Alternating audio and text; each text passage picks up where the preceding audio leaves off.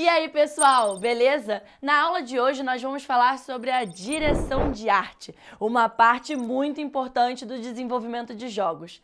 Vamos lá? Quando pensamos em arte, é muito comum que venha na nossa cabeça pinturas de artistas muito famosos, como Van Gogh, Leonardo da Vinci e Johannes Vermeer.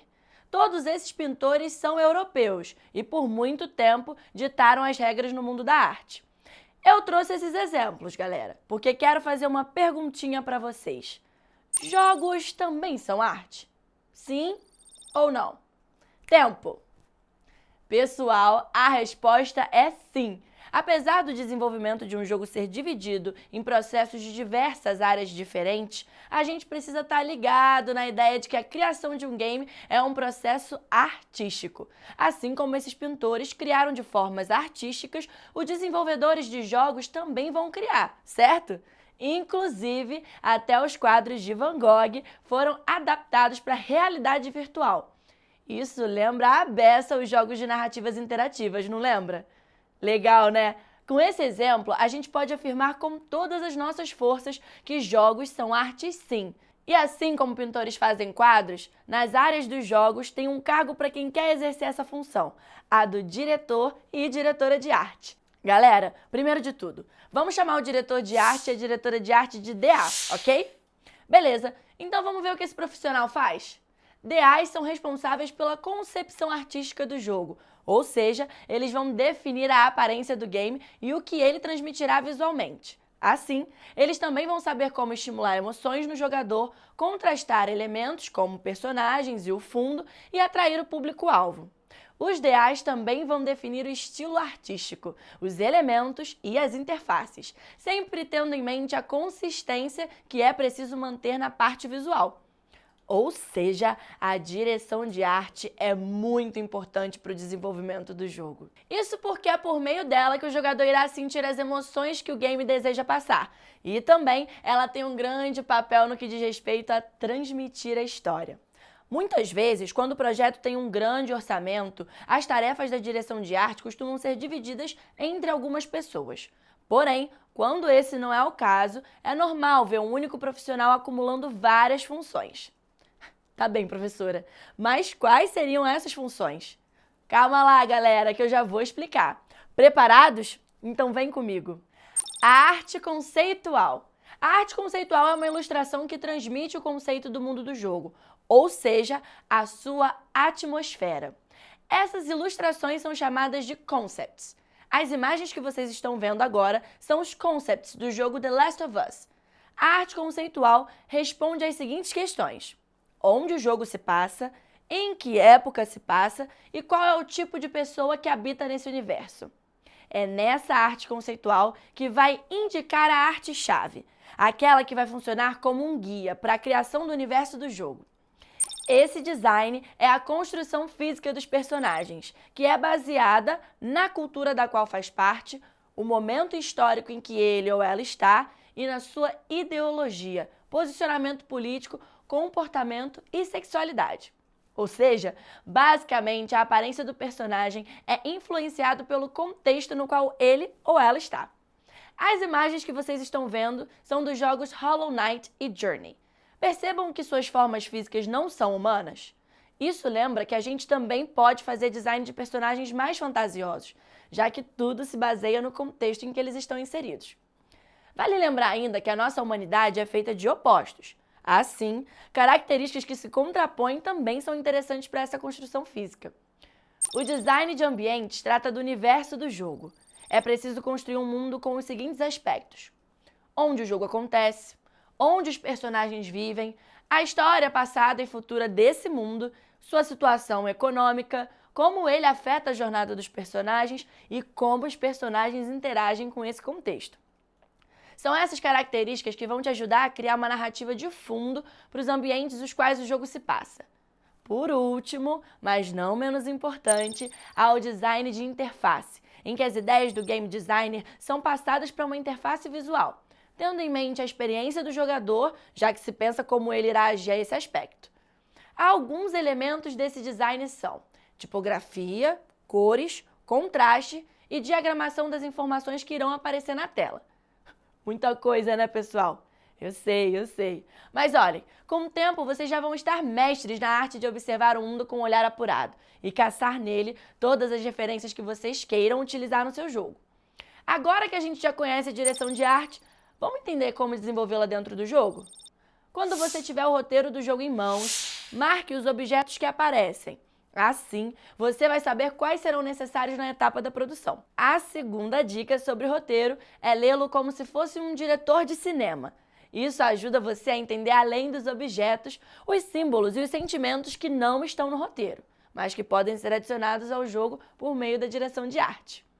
Ou seja, galera, o roteiro não é só feito para ler e pronto, acabou. Ele tem muitas informações importantes que guiam a arte da história. Cada projeto artístico traz consigo uma necessidade de harmonizar todos os elementos. Essa necessidade se chama estética. Ou seja, cada projeto terá uma estética própria. Pense no quão estranho seria se a gente fizesse um jogo do gênero terror que deveria ter uma estética sombria, de causar arrepios, como essa. Mas ao invés disso, usar uma estética como essa aqui. Não ia funcionar, né? Por isso, a gente tem que saber muito bem sobre o que o nosso jogo deseja falar, para que isso seja transmitido pela arte. Inclusive, pessoal, um bom site para vocês salvarem referências artísticas é o site Pinterest. Nele, vocês encontram uma série de imagens que vão te ajudar a criar um certo imaginário para o seu game. Fazer o seu próprio documento organizacional. Esse documento vai servir para guiar sua criação artística. Ele precisa ter algumas informações como paleta de cores, as referências, estéticas de imagem, de composição, de objetos e ideias de composição, símbolos e texturas que vão ser utilizadas no projeto.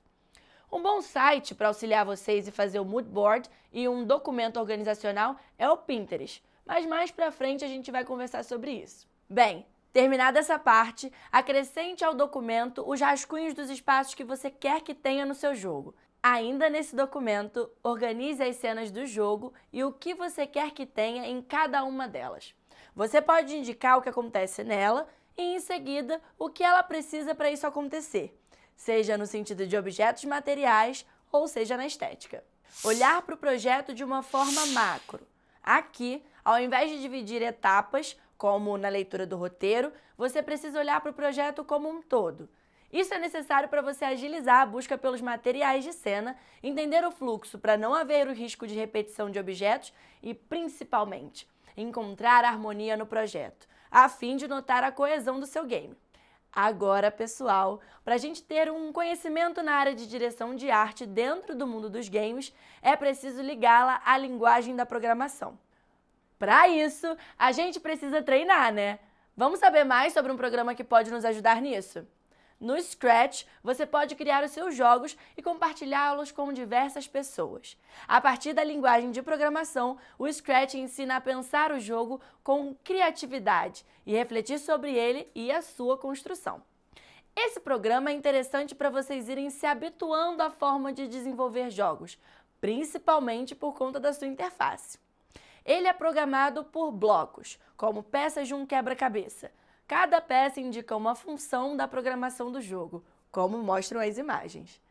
Assim, quando vocês usarem o Scratch, poderão combinar esses blocos a partir do que vocês idealizam para os seus jogos.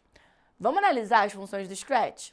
1. Menu editor do Scratch, onde você encontra a configuração de idiomas, opção de salvar, criar, abrir programas e fazer um login para participar da comunidade online. 2. Conjunto de comandos, onde estão os blocos separados por cores. O que está representado na imagem trata dos comandos de movimento, por exemplo.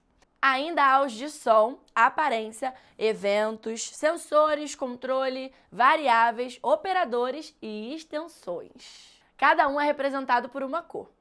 3. Área de programação do Scratch, onde se constrói a logística por trás do seu jogo.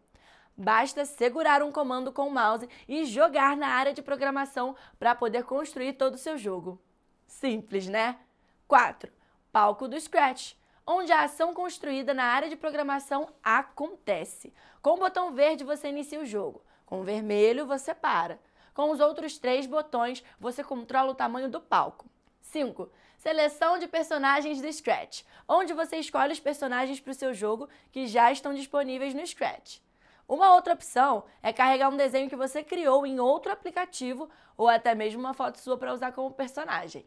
6. Seleção de palcos do Scratch, onde você pode alterar os cenários do seu jogo, caso queira usar um já feito pelo Scratch ou criar um novo. Beleza, pessoal? Agora que a gente já sabe como desenvolver a direção de arte dentro de um jogo, precisamos entender como chegar até ela. Galera, lembra que a gente falou que a criação de games é um processo artístico? Quando temos uma ideia, o desenvolvimento dela até chegar aos momentos que vimos agora, da criação de personagens à programação do jogo, depende completamente da nossa criação de uma atmosfera para o nosso game. Palavra curiosa é essa, atmosfera. Deixa a gente pensando sobre a vida, os seres vivos, o mundo, o universo. Vocês já devem ter aprendido na escola, pessoal, que a atmosfera é uma camada de ar que circunda todo o planeta Terra. Na imagem, vocês podem ver que a atmosfera é dividida em várias camadas, né? Ou seja, cada uma tem uma função específica. Mas galera, eu vou pedir para vocês focarem agora no significado de atmosfera como um todo. A atmosfera é uma camada de ar que circunda o planeta Terra e que é responsável pela manutenção da vida. Tá, professora, mas o que isso tudo tem a ver com games? É agora que eu tenho uma segunda pergunta para vocês. A gente já entendeu o que é atmosfera, mas o que seria a atmosfera dentro de um jogo? Nos games, pessoal, a atmosfera seria chamada de mood board. Lembra que já falamos sobre ele? Mood board em português significa quadro de humor ou quadro de temperamento. O mood board não é um elemento que está presente no jogo em si, ou seja, a gente não o vê no jogo assim como não vemos o ar da atmosfera, né, galera? A gente sabe que ele existe porque a gente o respira, mas não podemos vê-lo nem tocá-lo. O mood board, como já mencionei, também é assim. Isso porque esse elemento do nosso processo artístico tem como objetivo criar um imaginário sentimental para o nosso jogo. Vamos simplificar, galera? O objetivo principal do mood board é ilustrar o sentimento que o game deseja passar para os seus jogadores. Beleza, professora? Já entendi essa parte. Mas se é uma coisa que não vai ser vista no meu jogo, então por que eu preciso fazer um mood board? Fui pega no pulo do gato, né, galera? Mas é o seguinte, prestem atenção. O mood board vai ser importante para você compor uma vibe para o seu jogo. Vou exemplificar melhor. Vamos supor que você queira apresentar o seu jogo para alguém que está interessado em fazê-lo. Ao apresentar o mood board, você vai conseguir transmitir para a pessoa aquilo que deseja passar com o seu game. Essa transmissão de sensações permite que o outro embarque com facilidade no mundo que você deseja criar e até compartilhe do mesmo sentimento que o seu. Se ligaram agora no poder que o mood board tem? Ok, professora. E agora, como é que eu faço o mood board? Então, galera, primeiro de tudo, tenham em mente que o mood board pode ser feito no formato papel físico ou digital. Caso seja feito em papel, você pode recortar fotos de jornais e revistas ou imprimir, se possível, e colá-las no suporte. Porém, pessoal, eu vou dar uma dica aqui para vocês de coração. Façam o mood board no formato digital. No formato digital, vocês terão mais opções de elementos para colocar no mood board do seu jogo. Vale lembrar ainda que o objetivo do mood board é preencher uma página em branco com elementos visuais, auditivos, textuais e até sensoriais.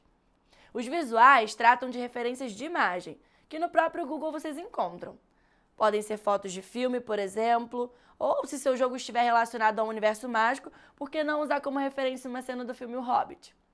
Se você quiser, também pode pesquisar palavras que estejam no tema do seu jogo e colocar no seu mood board as fotos que aparecem relacionadas a elas.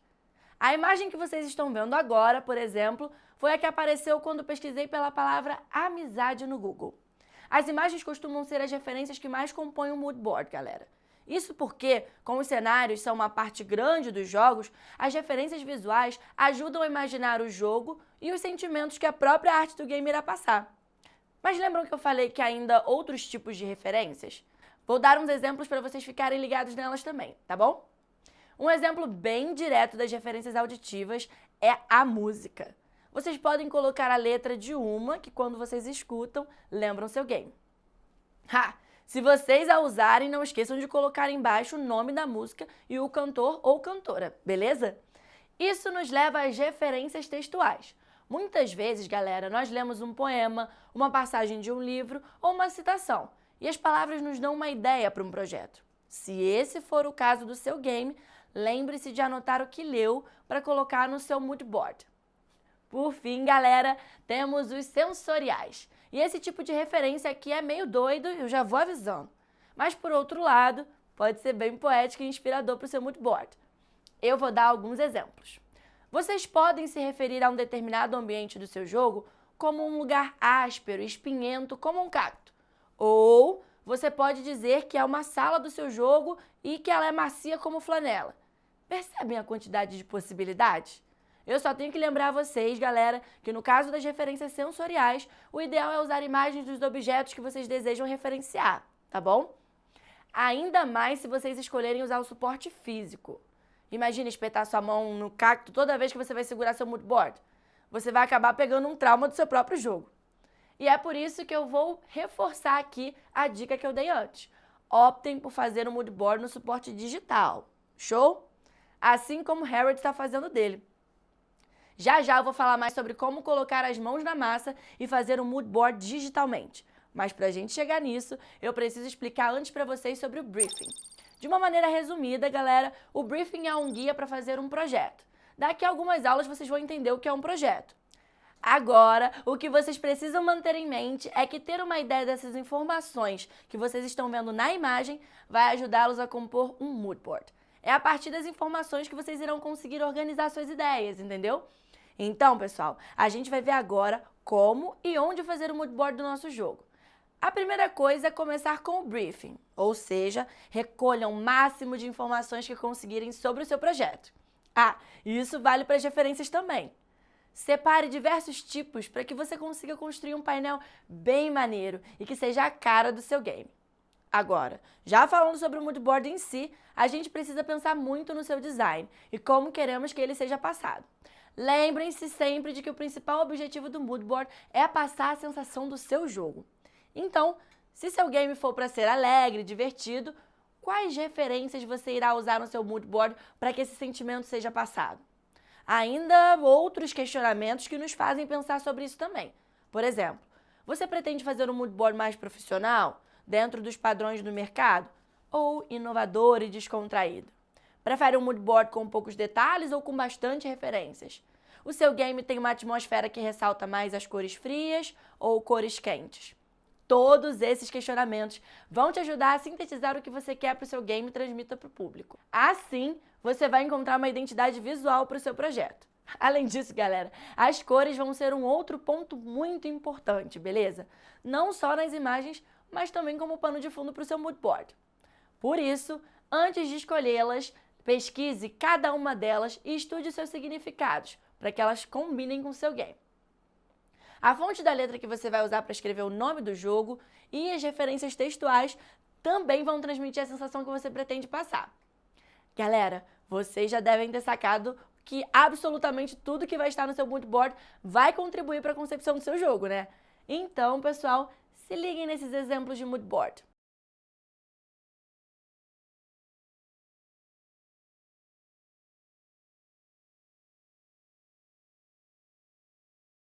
Por esses exemplos, já dá para notar que há diversas formas de fazer um mood board, né?